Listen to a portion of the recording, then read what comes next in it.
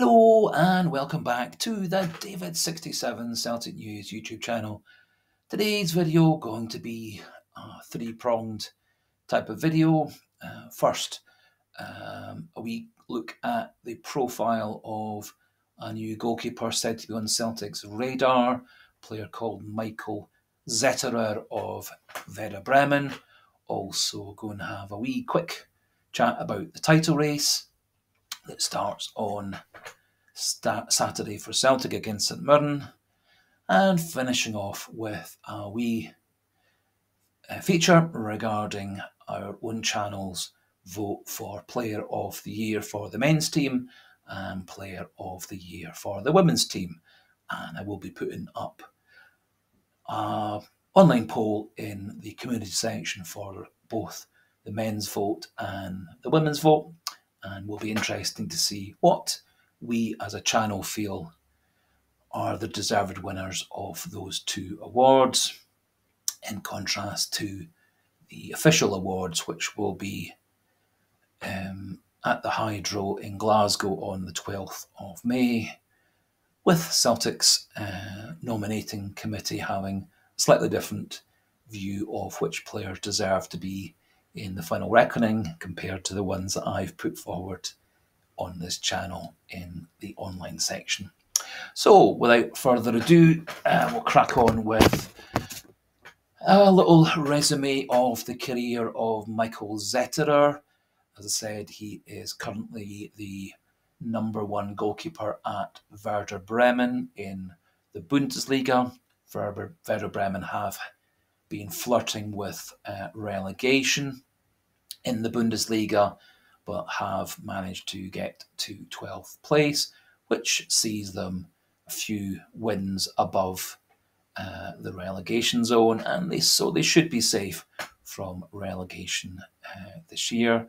Zetterer started the season as the #2 goalkeeper at Werder Bremen, and indeed his contract at Werder Bremen that runs out in 2025 does have him down as the #2 goalkeeper, and certainly in his long career at Werder Bremen, stretch over 10 years, he has been the #2 almost exclusively.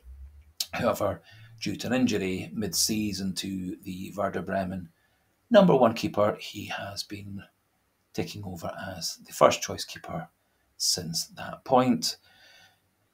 Over the course of this season, he has played 21 games for Werder Bremen, conceded 27 goals and 5 clean sheets, and over his whole Werder Bremen career, 35 games, 49 goals conceded and 9 clean sheets. And so you can see that in his first 9 years at Werder Bremen, he hardly played. Does appear to have had quite a number of other spells at other clubs. And over his whole pro career, 113 games, 175 goals conceded, and 25 clean sheets. And it does appear that during this time, he's played at a couple of lower division teams that were struggling. And so that may explain why he has conceded rather a number of goals. Looking online, I can't find any highlight videos. There are a few highlights of games that Werder Bremen have played, but there's no actual highlight reel, scouting reel for Zetterer, and so at the moment I am a wee bit low on further information. He is currently rated at €2.5 million. As I said earlier on, he is in the last year of... he has one more year of his contract, and so it's contracted to Werder Bremen 24-25. Werder Bremen do want to sign him again on an extension, but it would appear they are still having him as their #2 goalkeeper, and so it looks like at the start of next season, he'll be dropping back to being the goalkeeper on the bench at Werder Bremen, and for that reason, he is said to be very keen to explore leaving German football and becoming the #1 choice at another team. It's said that Celtic have been looking closely at him recently, and that he is said to fit the profile of the type of keeper that Celtic are looking for. 1.87 metres, which does seem to me a wee bit small for a goalkeeper, as a 1.87 metre converts to 6'1.5", and Joe Hart, for example, is 6'5". So, as I said, haven't been able to find any significant footage of Zetterer playing. His stats seem reasonable, given the fact that he's not been playing for the strongest team this year in the Bundesliga, which obviously is a very high quality league. He is keen to leave the club, and at 28 he is at a good age for a goalkeeper. However, I do feel there are better goalkeepers out there. For example, Angus Gunn, who will be in a similar position to Zetterer, in that Gunn's contract is up at the end of the 24-25 season. Whether he wants to leave Norwich may well be dependent on how successful Norwich are towards the end of the English Championship season. They're in the running for the playoffs. They're in the running for direct promotion. And the fate of Angus Gunn at Norwich is probably fairly similar to the fate of whether Adam Ida is available to us for loan or transfer next season, and probably dependent to an extent on which league Norwich are going to be in for next season. So at this point, I would deal with Zetterer kind of as a back burner issue. I think Celtic probably do have better options out there. But if there is any footage and highlights, scouting reels coming for Zetterer, I'll do my best to get those summarised and extracted and added to a future video. Next part of the video is just a wee quick run through of where I see the title running. Now we have 6 games to go. Our big rivals have 7 games to go, starting tonight with their away from home game on the muddy, wet, rutted, sandy pitch of Dens Park in Dundee. Just heard that the first pitch inspection at Dundee has passed the pitch as being playable. However, there is another pitch inspection for there at 3:30, and there's a prospect that the game might get postponed to next week, which will obviously cause quite a lot of problems with finalising the post split fixtures, as those are supposed to be decided after all the games are completed in this section of the league by Sunday evening.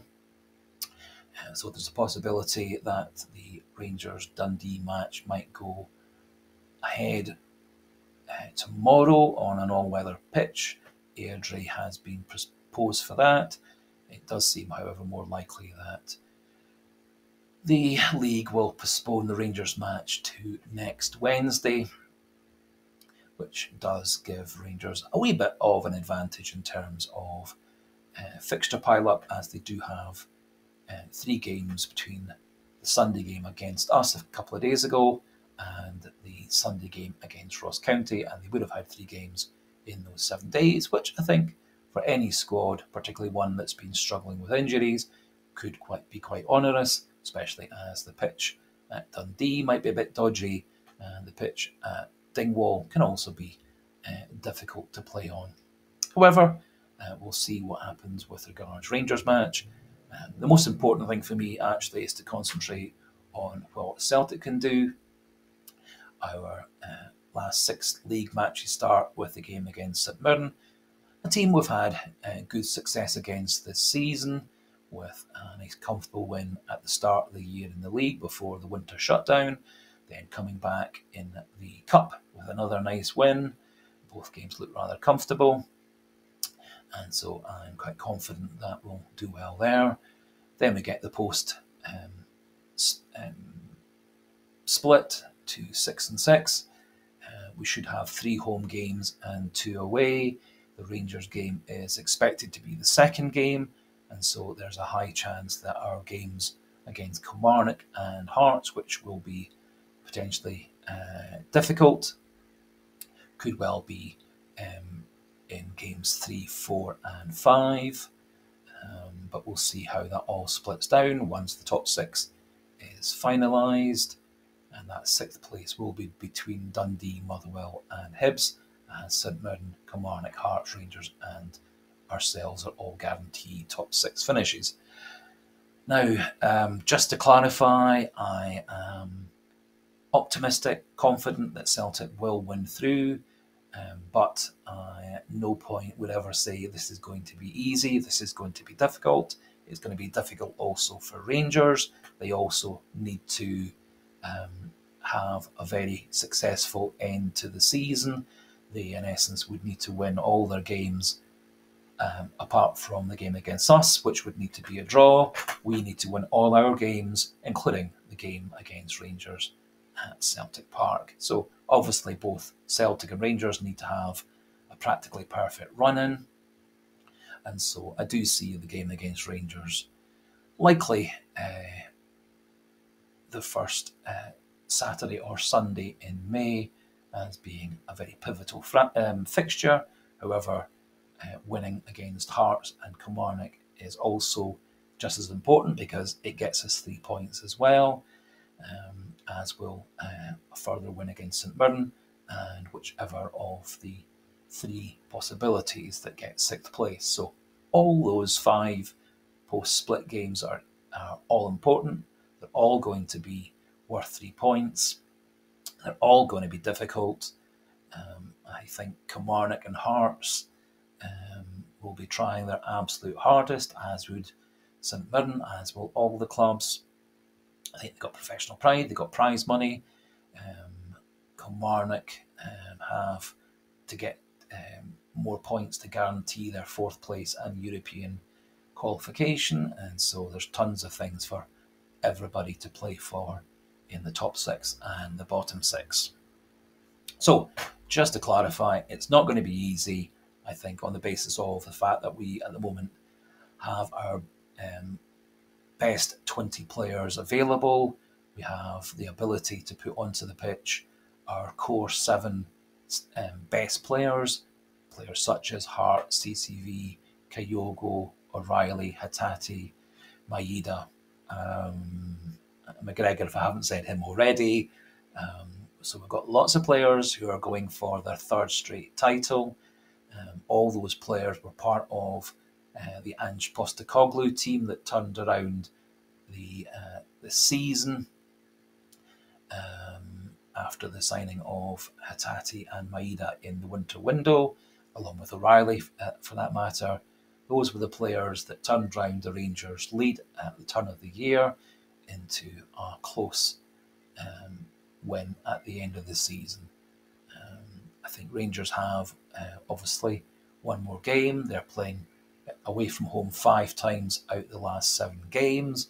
They've got a few players who are out for the rest of the season, such as Jack and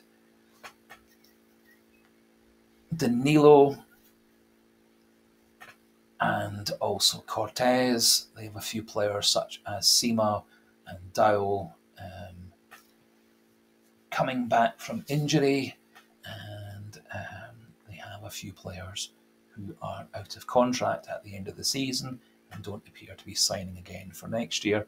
And so I think there are some issues within the Rangers squad in comparison to Celtic's squad, which now seems to have our best players all available.